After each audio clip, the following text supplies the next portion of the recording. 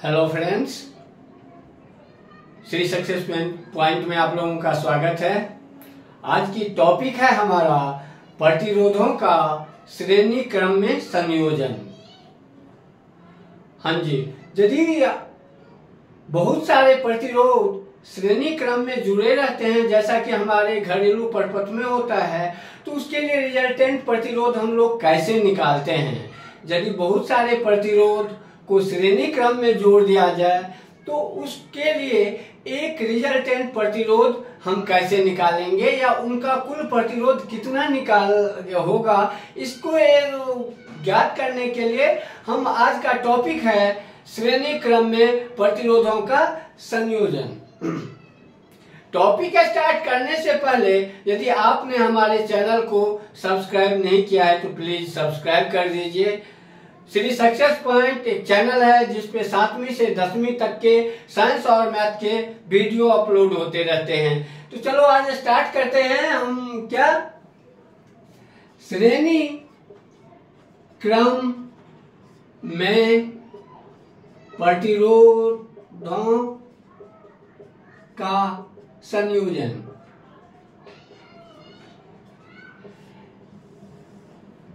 अब हमें पहले यह समझने की जरूरत है जो प्रतिरोधों का संयोजन कैसे होता है, कितने तरह से होते हैं। दो तरह से होते हैं, सीरीजिकल और पैरेलल। श्रेणी क्रम में और पार्श्व क्रम में। पार्श्व क्रम को इंग्लिश में पैरेलल कहते हैं और श्रेणी क्रम जो सीरीज में जुड़े रहते हैं। अब हम देखते हैं श्रेणी क्रम में प्रतिरोध कैसे जुड़े रहते हैं, इसको थोड़ा समझने की कोशिश करेंगे।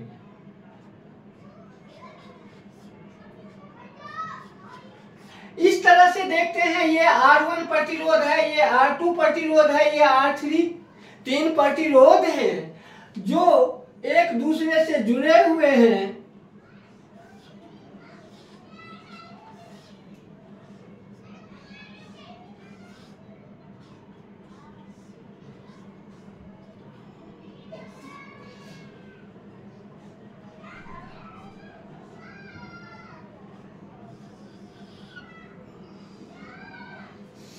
इस तरह से यह परिपथ तैयार हो चुका है। अब जब प्रतिरोधों का एक सिरा दूसरे सिरे से कनेक्टेड हो, ये प्रतिरोध का ये सिरा दूसरे सिरे से ये ऐड है दूसरे सिरे के। जब प्रतिरोधों का एक सिरा दूसरे सिरे से जुड़े हो, तीसरे प्रतिरोध का एक सिरा दूसरे प्रतिरोध से जुड़े हो और इस क्रम में जुड़े हुए रहते हैं प्रतिरोध, तो ऐसे जो सीरीज बनती है इसको श्रेणी क्रम कहते हैं। और जब सारे प्रतिरोधों का सिरा एक पॉइंट पे फिक्स होगा, दोनों यदि प्रतिरोधों का दोनों सिरा फिक्स होता है तो वो उसको हम पार्श्व क्रम में कहते हैं। जैसे यहीं पे हम देख लेते हैं, सारी व्यवस्था ऐसे ही होती है। अब प्रतिरोध जो जुड़े होते हैं ये ऐसे जुड़े होते हैं।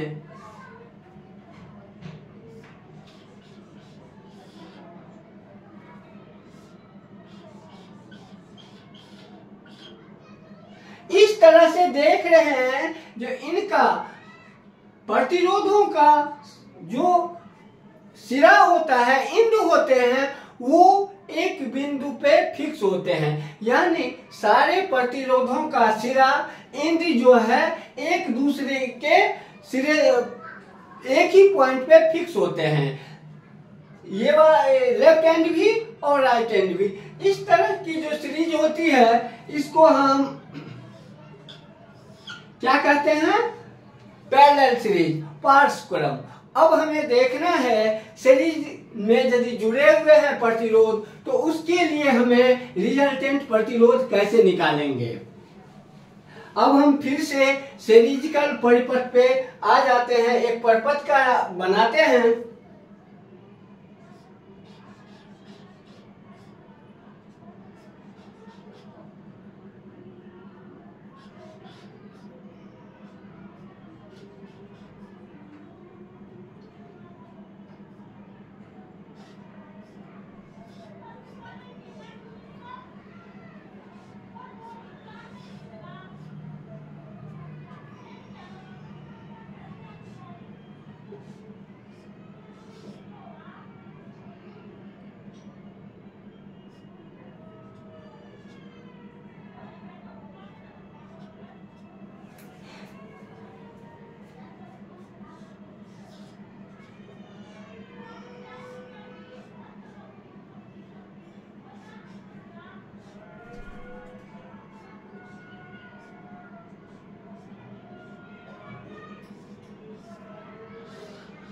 इस तरह से ये परिपथ पूरा हो गया कर लेते हैं चित्रानुसार। ये प्रतिरोध है, ये अलग अलग वोल्टेज विभवांतर है, ये अमीटर है।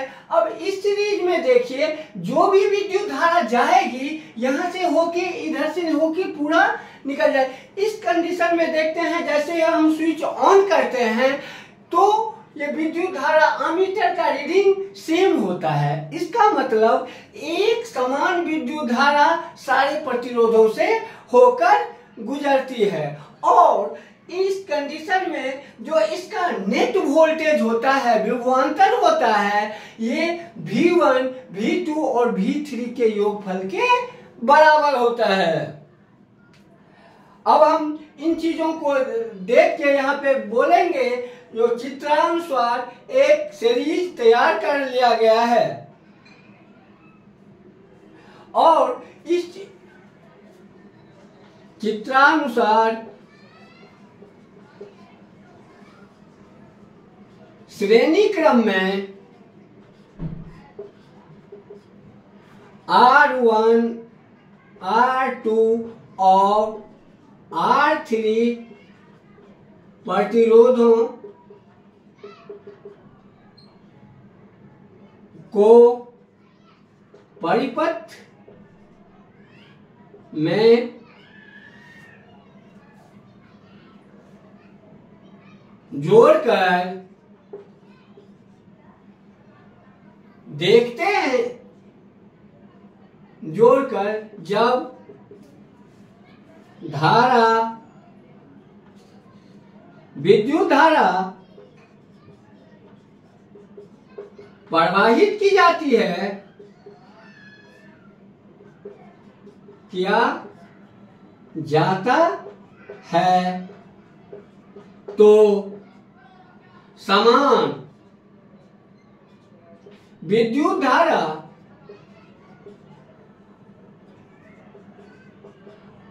सभी प्रतिरोधों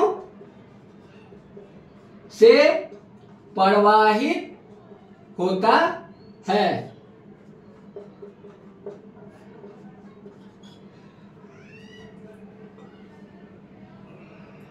अब यदि ये तीनों प्रतिरोध के मिलाकर के जितनी प्रतिरोध होगी उस रिजल्टेंट प्रतिरोध को हम R मान लेते हैं। क्या? यदि रिजल्टेंट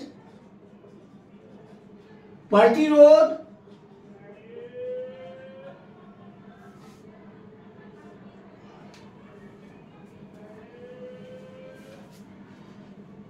तीनों प्रतिरोधों के तुल्य प्रतिरोध यदि R है तो हो और उनसे के दोनों सिरों के बीच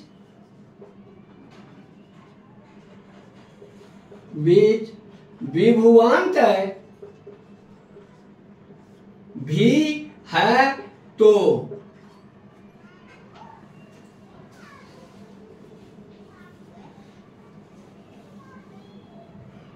V equal to V1 plus V2 plus V3।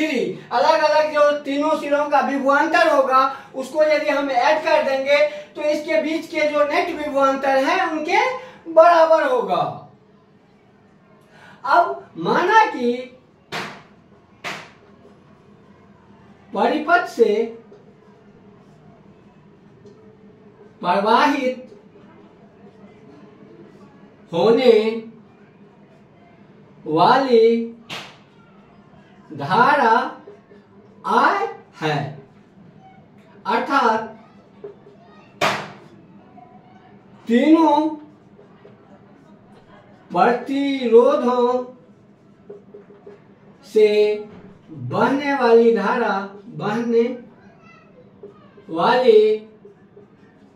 विद्युत धारा I है तथा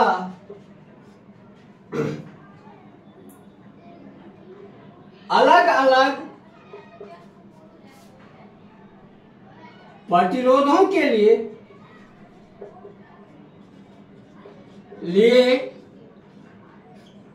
विभवांतर V1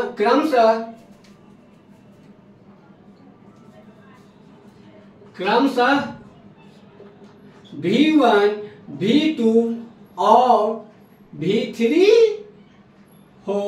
है।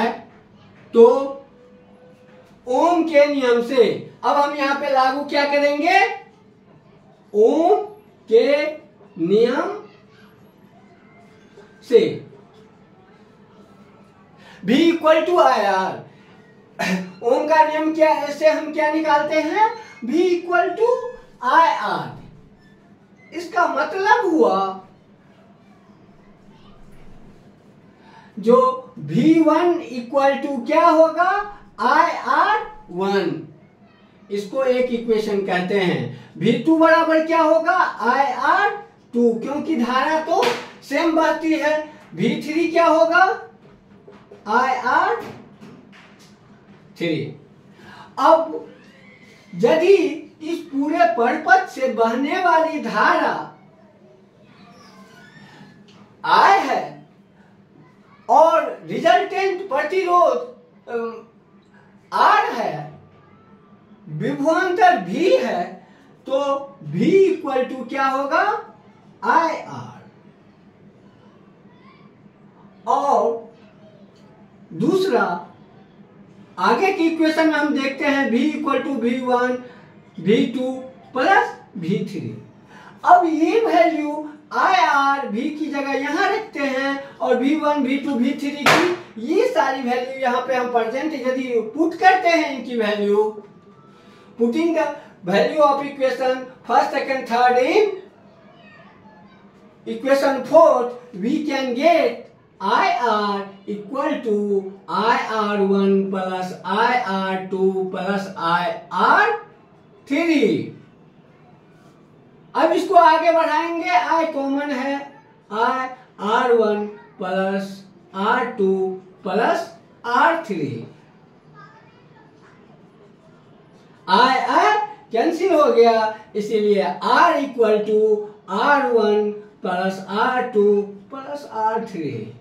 यदि श्रेणी क्रम में प्रतिरोध सारे जुड़े रहेंगे तो उसका जो रिजल्ट तुल्य प्रतिरोध होगा वो तीनों प्रतिरोध को नॉर्मल जोड़ के निकाल देंगे, वही निकलेगा।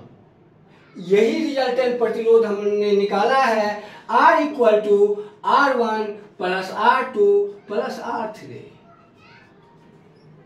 धन्यवाद। यदि हमारी वीडियो अच्छी लगे तो वीडियो को लाइक कर दीजिए। धन्यवाद।